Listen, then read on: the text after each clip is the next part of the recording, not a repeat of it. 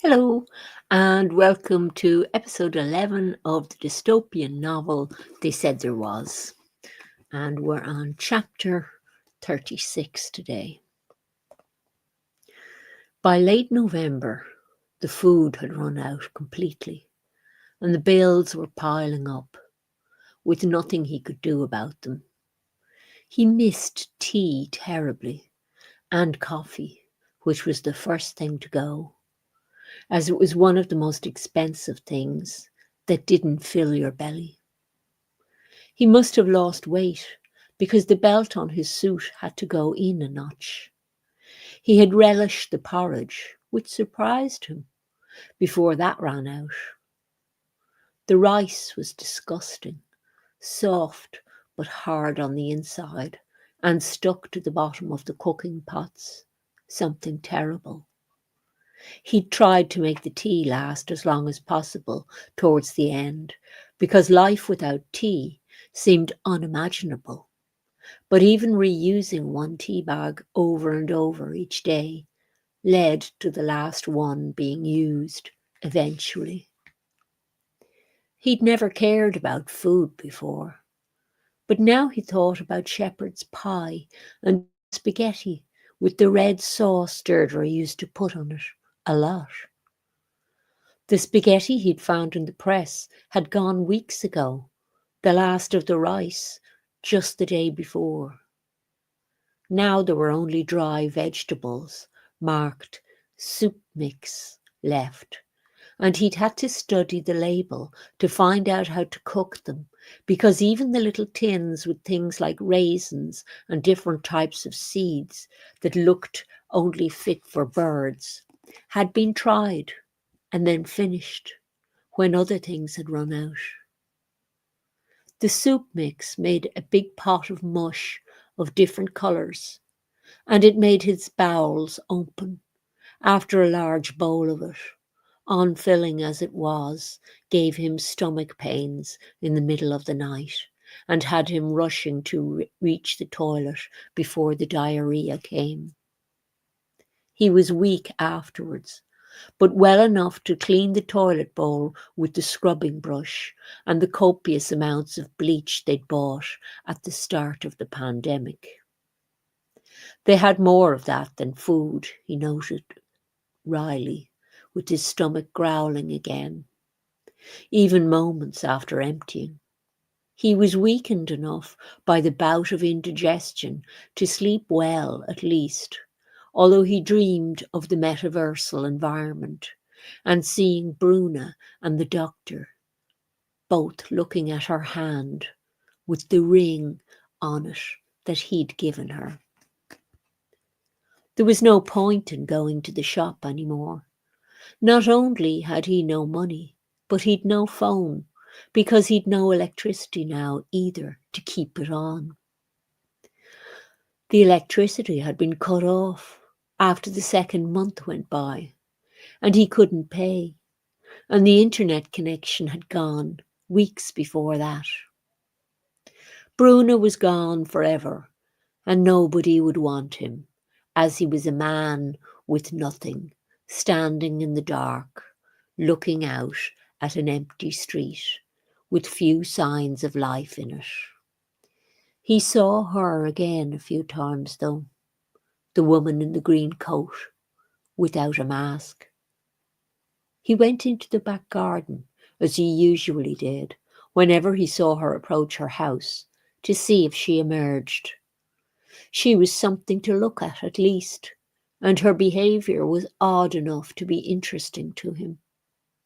There was nothing inside his house now to occupy him, now that he could no longer even try to apply for jobs on the computer, or watch the news, or talk to Bruna. He'd put Deirdre's books in the closets, the ones that had been strewn around and wouldn't fit on the bookcases. He'd little desire to read about other lives, when his was worse in every way than anything he'd possibly read in a book. He tried, but flung the book aside the moment he started, or after looking at the back cover to see what they were about. There were women in them and things he didn't have and couldn't have any more, and they were instruments to deliver torture to him, like his dreams. But books could at least be avoided, unlike the dreams, full of regret for things he couldn't have. He found himself going into the garden at the front, or more often the back, as it was warmer outside than inside, strangely, sometimes with no heating indoors, and a damp feeling seeping into his bones when he was inside.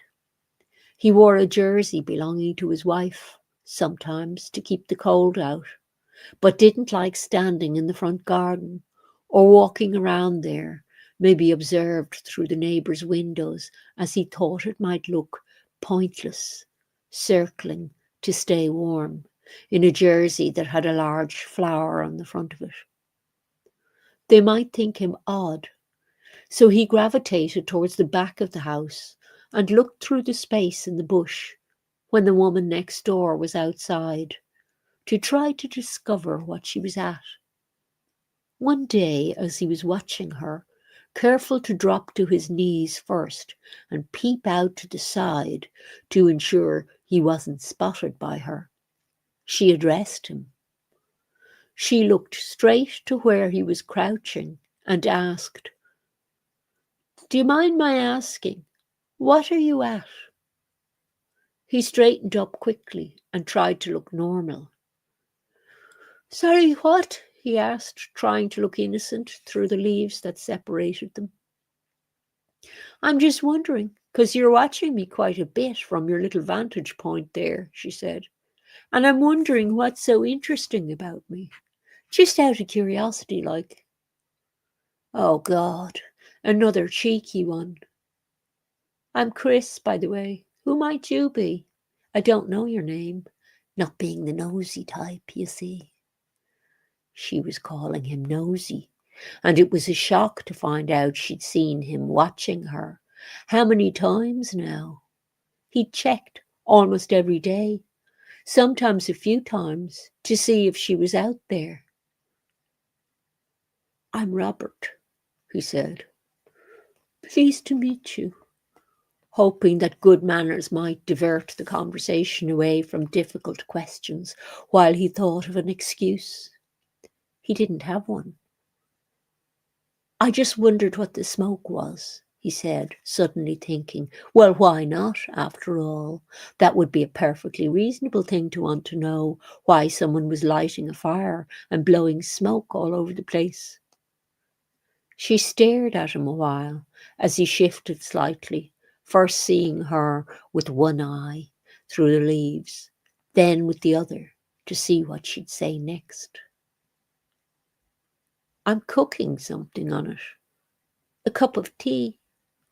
Tastes very nice on the campfire, does tea." She looked sullen, like she was up to something else to him, but she continued. "Have you ever had tea on a campfire?" "No," he admitted, after thinking for a moment.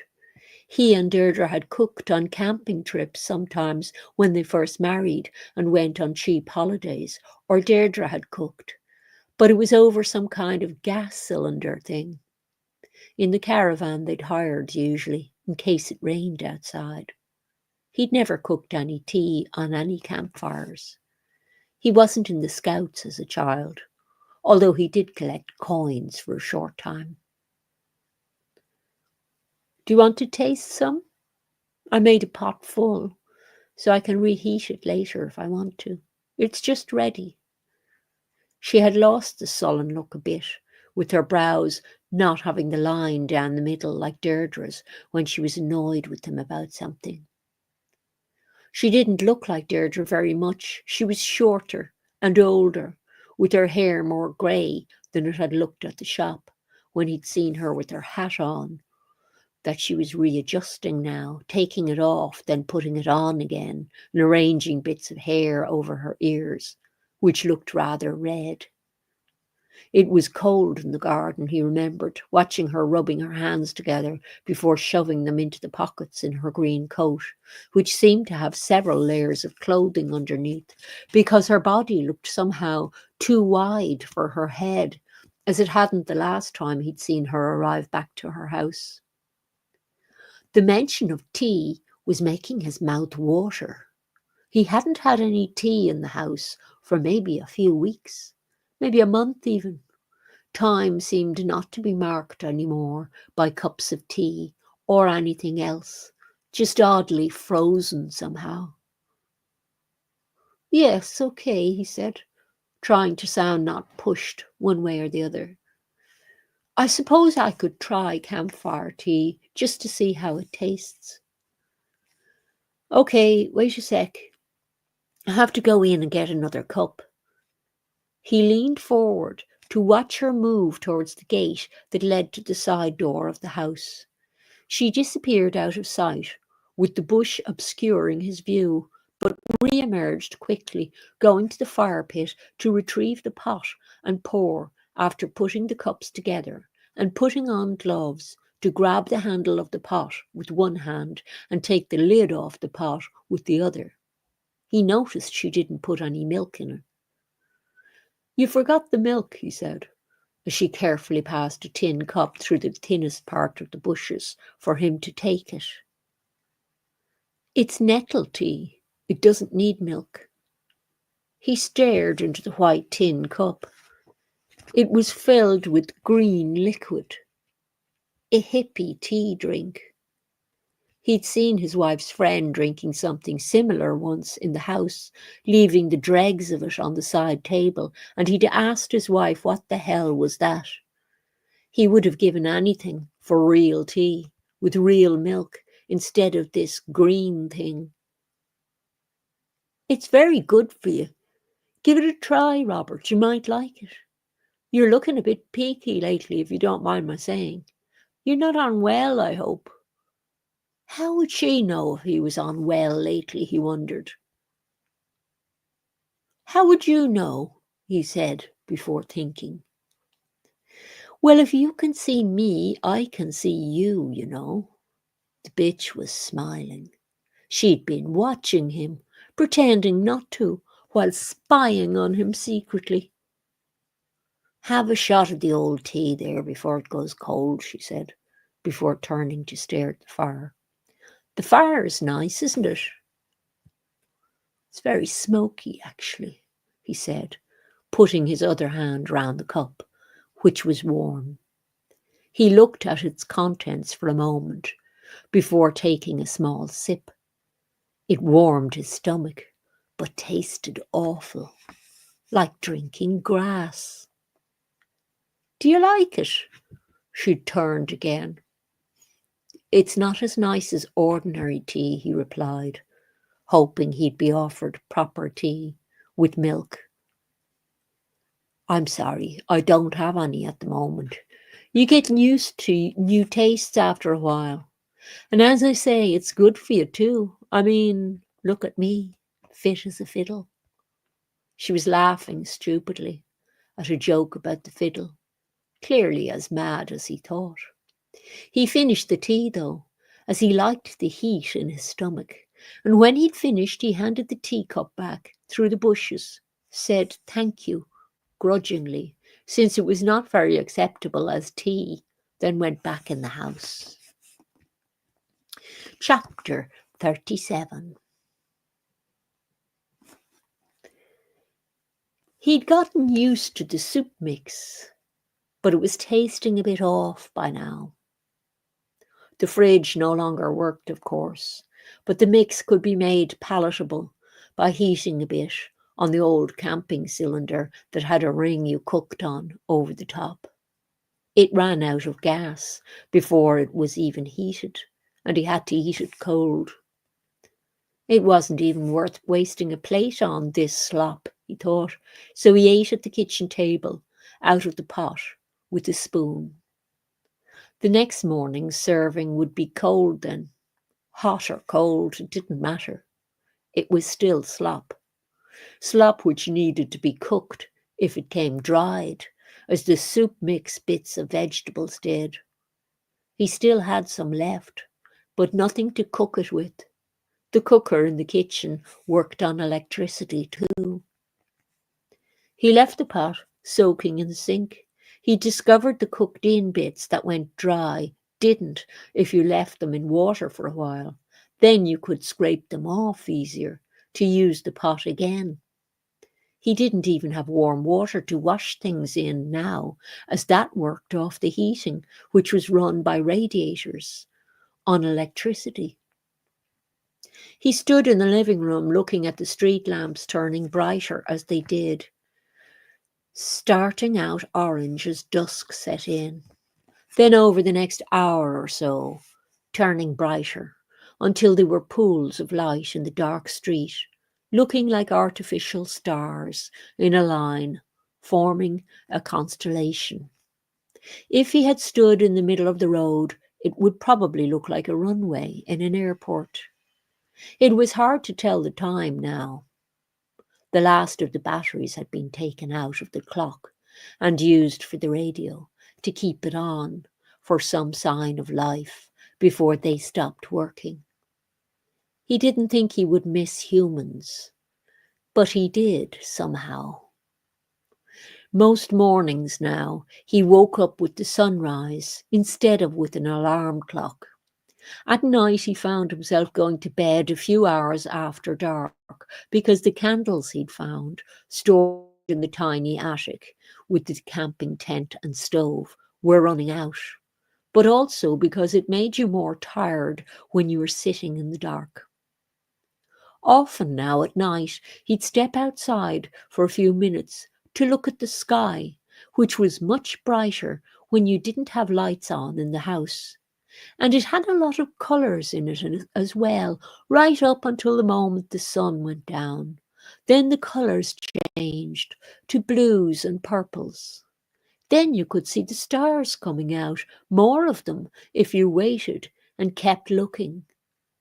Just before bedtime, he sometimes went out to the small porch to see what the sky was doing, and it was often a deep, velvety blue that was nearly black when the moon was out. There was nothing much to do in the days after that, because there weren't meals to punctuate the day, just a growling stomach and looking at the sky and the occasional person passing, probably on their way to the shop. The cars didn't come and go any more much either. There wasn't anywhere to go, of course, unless you had money to go shopping for food. He pretended to be doing things in the garden now when he was out there. He often had his wife's hand shears with him, and if he saw the woman Chris's figure moving past the thin bit of the bush, he'd make a stab at a bit of grass to look busy, or maybe at one of the thorny bushes she had growing as a bush at the end boundary of the garden. Chris had the fire going again today. He peered through the bush when he saw her back facing him as she leaned over the fire. There was a new pile of branches and logs near the fire. She was cooking something again. "Is that more tea?" he ventured through the gap. She turned. "Hiya, Robert. It's soup, actually." She leaned over the fire, continuing. "Soup is pretty good, made in a fire too." She looked up, smiling at him. "What kind of soup?" His stomach made a loud growl at the mention of food. "Well, a few different things in it, just stuff I had around. You can pretty much make up your own recipes when you do soup, can't you?" That stupid smile again. He wondered whether there was some beef in it. He liked a nice brown stew with beef. His stomach made another growl, which he hoped wouldn't give away how hungry he was.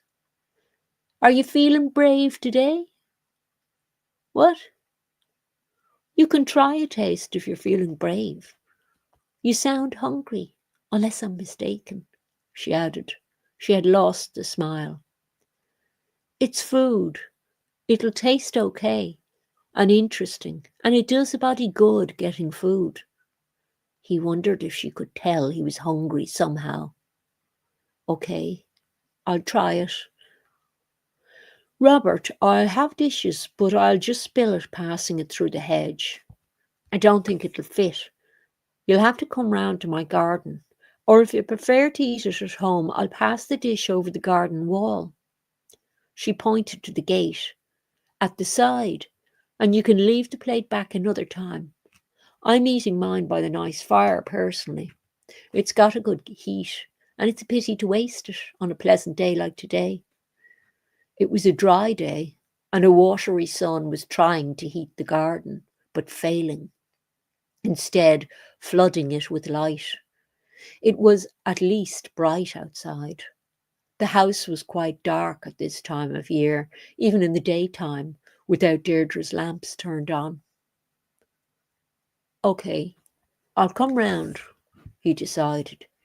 Eating by the fire might be warmer than eating in the house, where the damp soaked into you. She told him to take a seat beside the fire, when there was a small metal camping stool set up, and she disappeared into the house.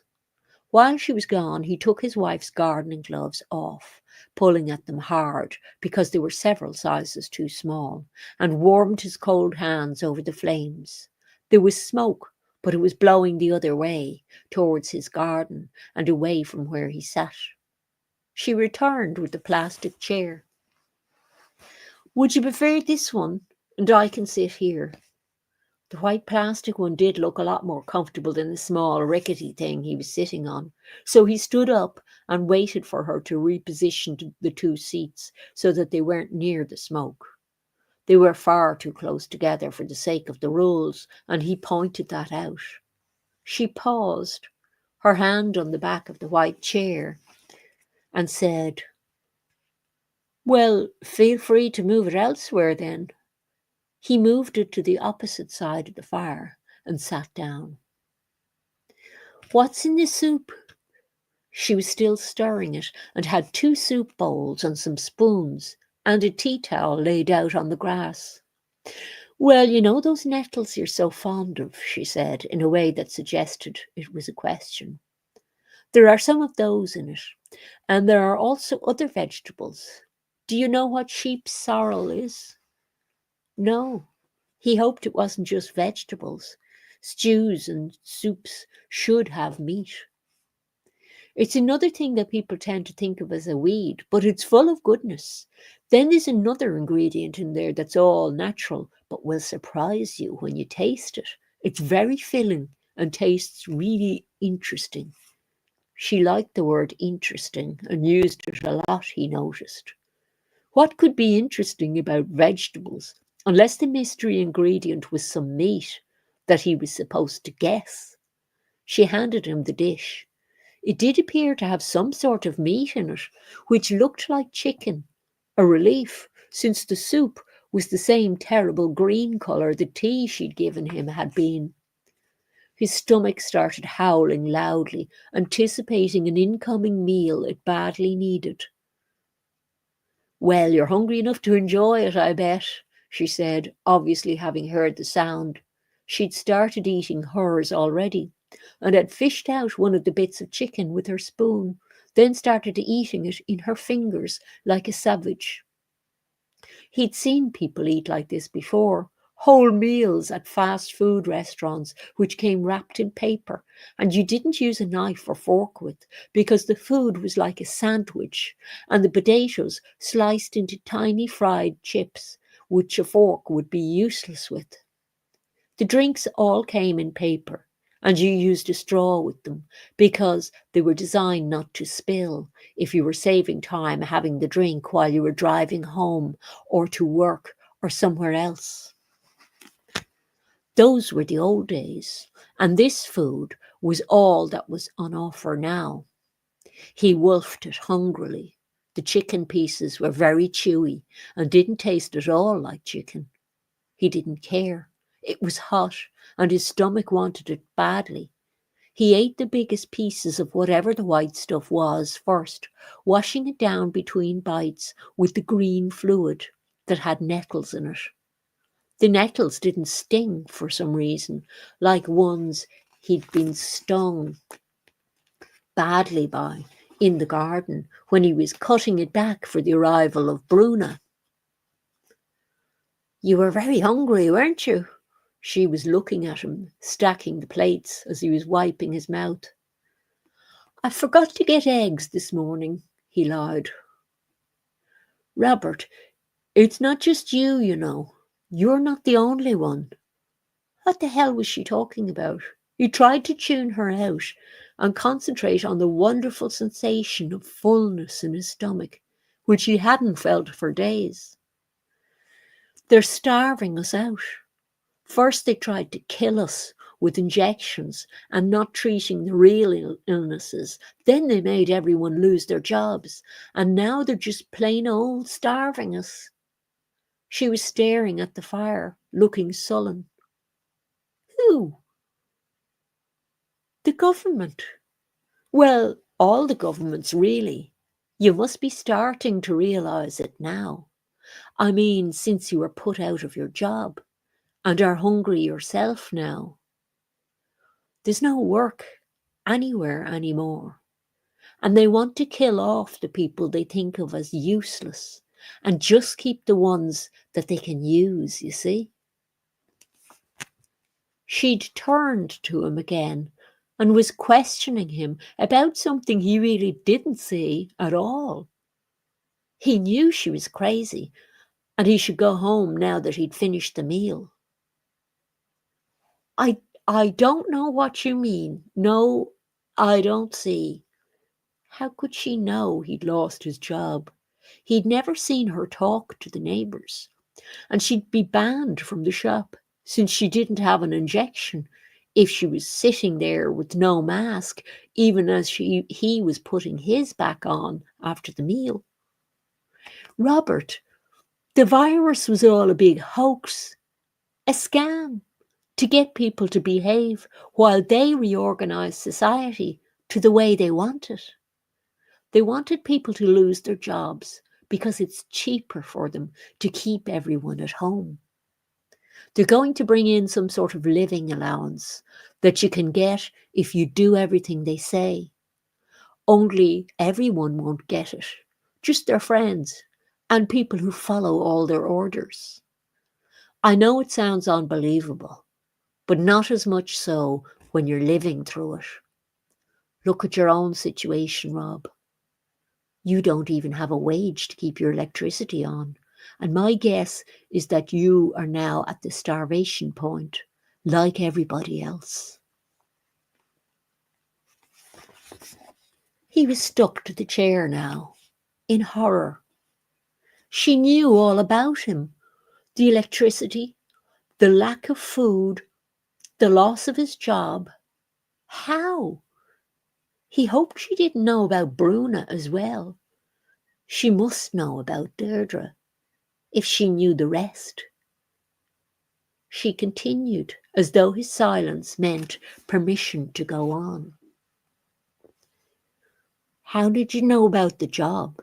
he asked. "It wasn't hard to guess. It's happening to almost everyone.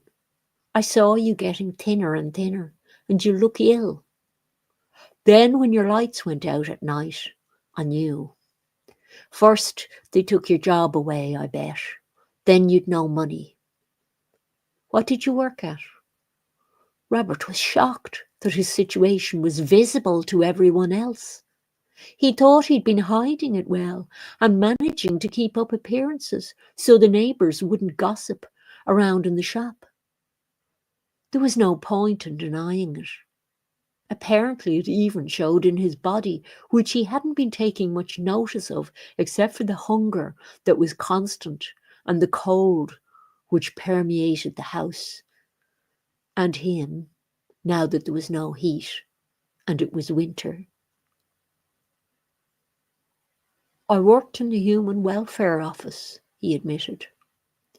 He usually didn't discuss work with anyone except Deirdre, and not much then, the nature of his work being rather confidential and over her head in regards to how important a job he did, getting all the details filed away and the grate unwashed outside to move through the system efficiently, thanks in large part to the work he did in the filing department. Chris was laughing as she spoke. Wow, you were an unemployment employee and now you're unemployed. Sorry, but that's pretty funny. She paused. How come you didn't get money from them when they let you go? She used the euphemism, but he knew she was laughing at him for getting fired, the bitch. Don't they look after their own even? I couldn't go in there and say I was an unemployed, could I? He was almost whispering, as he admitted he would be rejected if he couldn't satisfy the criteria of showing work applied for and interviews attended for the applications to different places where there was supposed to be work, but nothing, it turned out, for him. I see, she said. Don't feel bad about yourself, Rob. It happened to a lot of people. It's actually been going on for years, and you helped them do it. She was poking at the fire in a very aggressive way. Sparks were flying about, and she was putting more logs on, bits of a chair leg or something, actually, he now noticed. He didn't want to look at her. He stared at the flames. There was silence.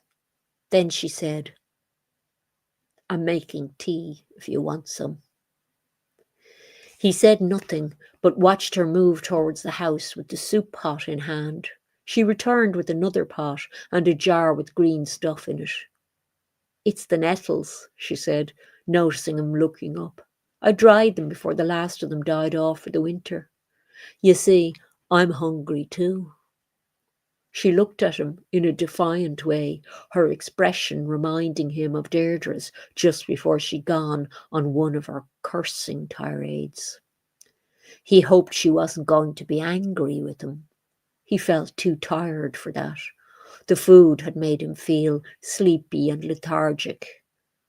They watched the pot, waiting for the water to boil, and she continued as they watched.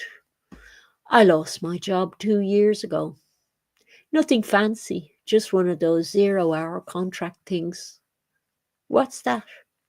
It's when you don't know if you're going to work the next day or not. They call you up and tell you if they need you.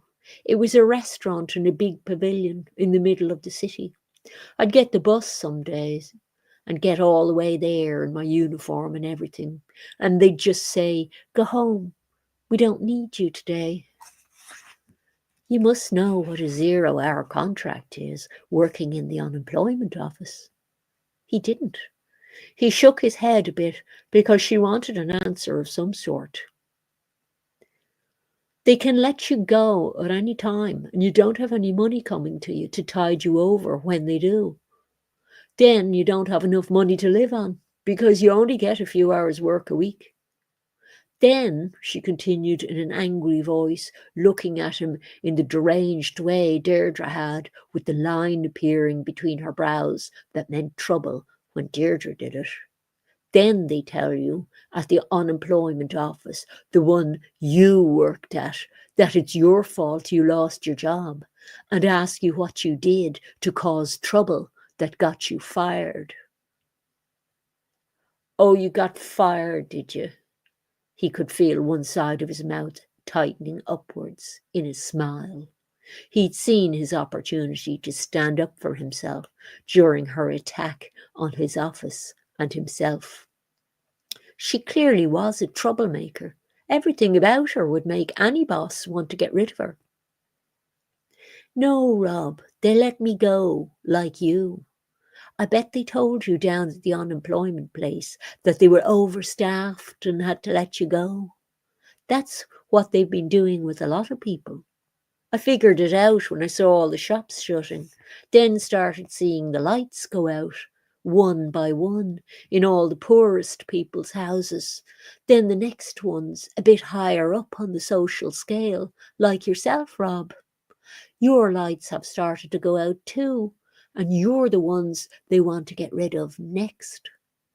Haven't you noticed all the hearses passing? What the hell was she ranting about? There was so much craziness here, it was hard to make sense of any of it. He'd heard her call him Rob twice, though. Did she know about him trying to rob the cheese? That would be unbearable if everyone in the neighbourhood knew he was a thief, as well as a pauper now. His face reddened. He didn't know if he felt anger or shame. He would never be thought of as a respectable man again if they all knew he'd no job and was starving. Maybe this crazy woman was telling them. He'd never seen her talking to anyone, but at the shop she might have. And what about when she went off on her bike? Where did she go then? These questions circled around in his mind. No, she usually arrived back from her excursions with those logs. He noticed now that her garden had no trees. She'd cut them down. He could see where the stumps were, around the edges of one side of her garden, among the overgrown grass surrounding the vegetable beds, and she must have been getting more in a forest nearby. He knew there was one his wife used to go to, a few miles away. She had been cooking outside because she'd no money either. He was a pauper, eating meals with the pauper. A crazy one. He would be considered crazy now, too, if he was seen by a neighbour talking to her. He'd risked his reputation as a respectable member of society over a meal that wasn't even real chicken. They drank tea and she continued ranting. The whole virus thing was a great opportunity for them. Maybe it existed already. Maybe they genetically modified it. I don't know. I did look into it. You can find anything if you look hard enough on the internet, although they take a lot of information down that they don't approve of. There were a lot of people's accounts taken down that were showing documents that proved they'd planned a total change of society and how it was to be structured, and they had a time frame it had to be achieved in. They've had fake pandemics before, but none that scared people as efficiently as this one did, because they got better at it and had their own propagandists flooding the internet, pretending to be ordinary people, pushing all the fear. They know how much time people spend on the internet and know that when they're not doing that, they're probably stuck in front of the television or in their cars listening to the radio. The governments pay all these people to coordinate with them in brainwashing the populace to make them believe everyone was dying in huge numbers because of a deadly virus, when in fact it was because of the governments putting the squeeze on everyone themselves to kill off the old, the sick, and the poor by denying them health services and shutting down their businesses so they'd lose their houses or not be able to eat. Whatever economic means they could find to kill as many people as they could, they made use of. The virus was just the excuse to do that, so that they could get people to cooperate as well, instead of turning on them and killing them instead. She seemed to be blaming the government in her long, crazy speech, as far as he could make out. The government and the virus. She'd actually said the virus was fake and something else was killing people. Didn't she understand statistics at all? It was all there in black and white. It was the virus killing people, not the government. Look, Robert, just think about it. I know you're not there yet. I can see that by the mask. She pointed at his face. He remembered he'd left the mask hanging from one ear as he sipped the tea. She was suggesting the mask had something to do with it or what. It made no sense. He wanted to go home. Why listen to this garbled nonsense? He bid his goodbyes, said thank you for the soup, and as he was about to go, she asked, Robert? Yes, he turned wearily. I don't suppose you have any food, do you? I've nothing left except what I can forage. Not much in winter, you know. She was laughing again. No, he paused, thinking. She had a fire and piles of wood collected. He had some dried vegetables, which he'd no means of cooking. She was able to make food. He wasn't. I might have some dried vegetables. Really?